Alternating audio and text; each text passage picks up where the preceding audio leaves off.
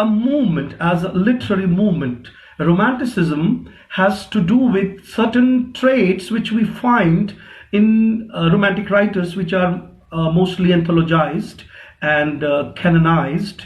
For example, the canonical writers, Wordsworth, Keats, Shelley, Byron, prose writers, Hazlitt, Lamb. Sometimes novelists are also taken into consideration, like your Jane Austen and Lawrence Sterne.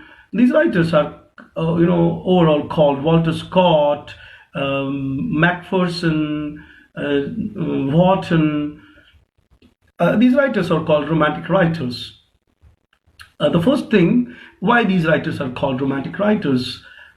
First of all, because somebody has tagged them under this category of romanticism, so we are now bound to call them romantic writers.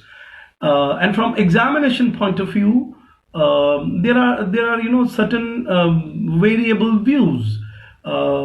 Different critics say that romanticism starts with a particular type. For example, M.H. Abrams' concept of romanticism starts, he thinks that romanticism starts with the publication of lyrical ballads by the joint endeavor of Wordsworth and Coleridge in 1798.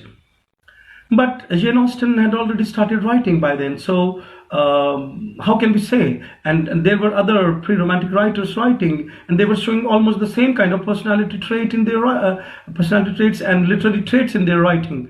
So I think that it's quite illusory talking about the precise date of romanticism.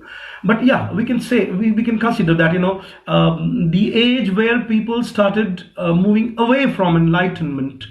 The people or the writers, when they started talking about more about nature, more about sensibilities, more about their imagination, more about their filial relationships in their poems and in their works, more about and they become more nostalgic, and they started talking about their roots. They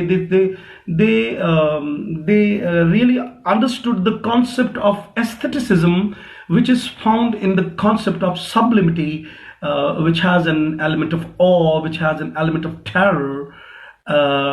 So overall, there are so many different traits, which are considered to be the major things of romantic writers. And if I count them, and for the